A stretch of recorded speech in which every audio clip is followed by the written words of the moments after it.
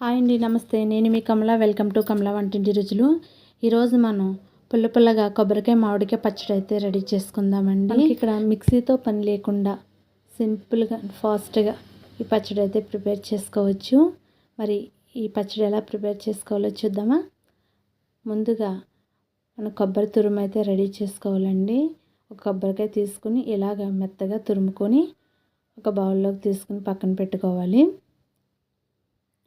తర్వాత ఒక మామిడికాయ, ఇక్కడ మీడియం సైజ్ మామిడికాయ తీసుకున్నాండి. దీన్ని పీల్ తీసేసి శుభ్రంగా వాష్ చేసుకుని గ్రేటర్తో గ్రేట్ చేసుకుని పక్కన పెట్టుకుందాము.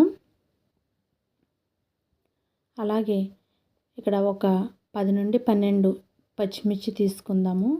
వీటిని ఒక రోట్లో వేసుకుని దంచుకుందాము. లేదంటే మీకు కావాలంటే మిక్సీ కూడా పట్టుకోవచ్చు. దీన్ని నేనైతే ఇలా దంచుకున్నాను.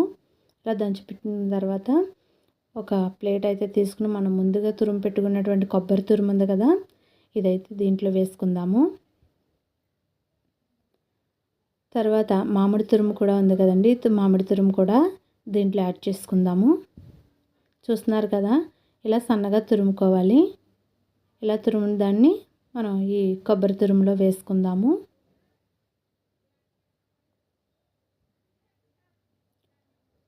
తర్వాత మనం దంచి పెట్టుకున్నటువంటి పచ్చిమిర్చి ఉంది కదండి, కచ్చాబచ్చాగా దంచుకున్నాం. ఈ పచ్చిమిర్చి పేస్ట్ కూడా దీంట్లో యాడ్ చేసుకుందాము. ఇప్పుడు టేస్ట్కి సరిపడా సాల్ట్ దీంట్లో వేసుకుందాము. వేసుకుని ఇది మొత్తం బాగా కలుపుకోవాలి.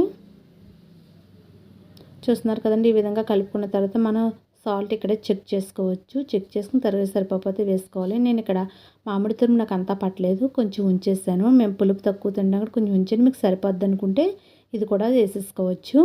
ఇప్పుడు దీంట్లో పోపు పెట్టుకుందాం. ఒక కడాయి పెట్టుకుని దీంట్లో ఒక 5 స్పూన్స్ ఆయిల్ వేసుకుందాం.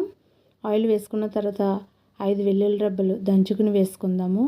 అలాగే ఒక 1/2 స్పూను పచ్చెనగపప్పు, అలాగే ఒక 1/2 స్పూన్ మినప్పప్పు, ఒక 1/4 స్పూన్ జీలకర్ర వేసుకుని ఒకసారి కలుపుకుందాము. దీంట్లోనే 2 ఎండుమిర్చి తుంచుకుని వేసుకుందాము.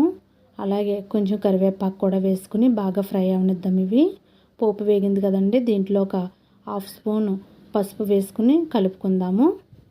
ఇలా కలుపుకున్న దాంట్లో మనం ముందుగా రెడీ చేసి పెట్టుకున్నటువంటి కొబ్బరికాయ మామిడికాయ ఉంది కదండి, అదైతే దీంట్లో వేసుకుందాము. వేసుకుని బాగా కలుపుకుందాము. ఓకే అండి, ఇలా కలిపేసుకోవడమే. స్టవ్ ఆఫ్ చేసేసుకుని కలిపేసుకున్న తర్వాత దీన్ని మనం సర్వింగ్ బౌల్లోకి సర్వ్ చేసేసుకుందామండి.